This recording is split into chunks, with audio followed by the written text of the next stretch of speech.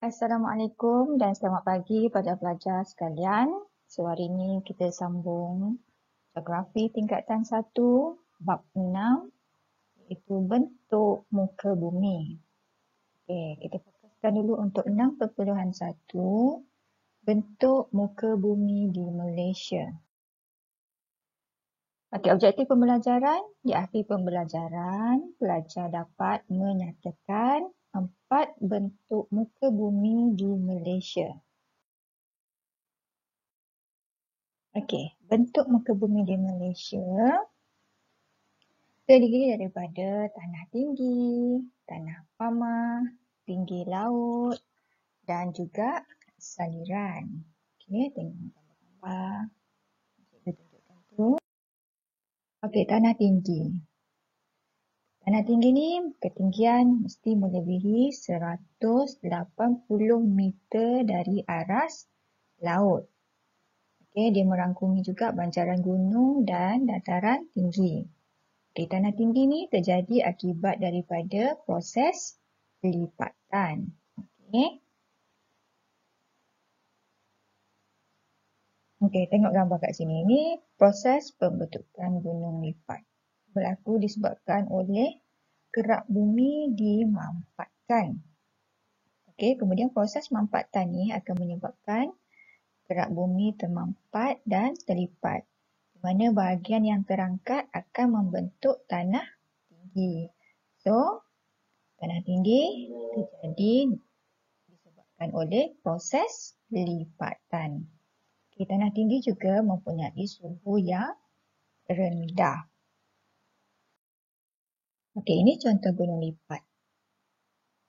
Okey. Yang kedua, bentuk muka bumi iaitu tanah pamah. Okey, tanah pamah ni kawasan yang rendah dan ketinggian dia tidak melebihi 180 meter dari aras laut.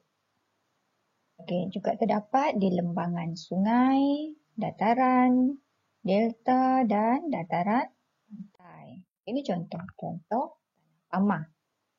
Lembangan sungai, dataran, dataran pantai, delta. Okey, kelas. Kita tengok contoh tanah pamah ni.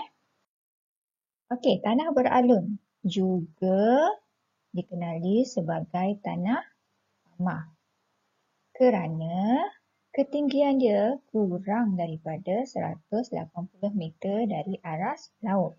So, kita nampak dia macam bukit tapi dia tanah beralun. Tapi kita tak panggil dia tanah tinggi sebab dia kurang daripada 180 meter.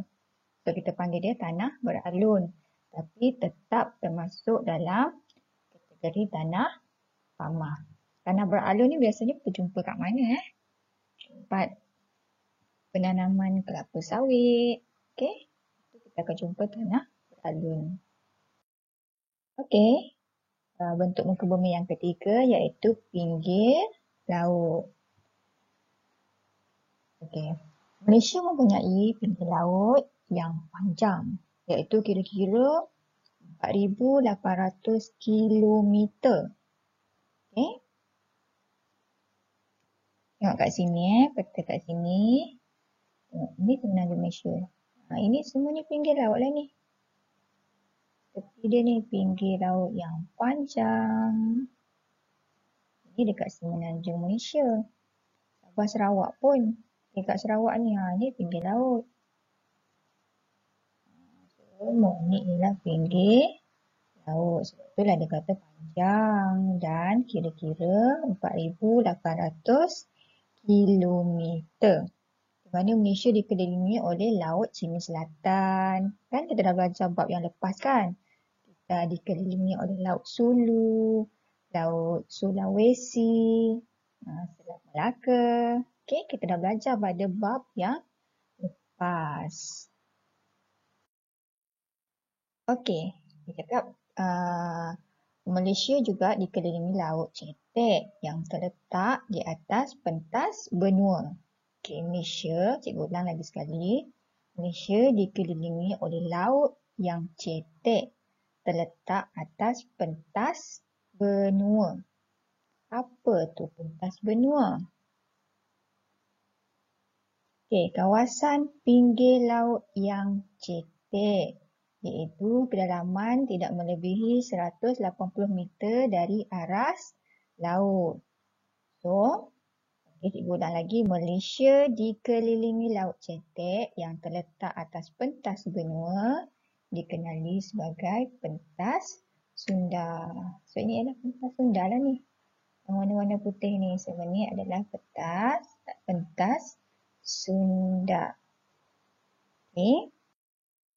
Okey, bentuk muka bumi yang keempat iaitu saliran. Okey, saliran di Malaysia merujuk kepada sungai dan tasik. Okey, kebanyakan sungai berpunca dari kawasan tadahan hujan di tanah tinggi. Okey, tengok gambar kat sini. Ini bukit kan? Bukit, tanah tinggi lah. So, bila berlaku hujan, di sinilah tempat tadahan hujan. Kemudian akan terhasillah sungai. Okey. Dan selain sungai, terdapat juga tasik semula jadi dan tasik buatan manusia. Okey, nanti kita akan belajar dengan lebih detail mengenai tasik semula jadi dan tasik buatan manusia. So, kita ada berapa bentuk muka bumi di Malaysia? Yang pertama ialah tanah tinggi, tanah ramah, tinggi laut dan saliran. Okey. So, pembelajaran seterusnya 6.2 kita akan belajar pada slide yang seterusnya.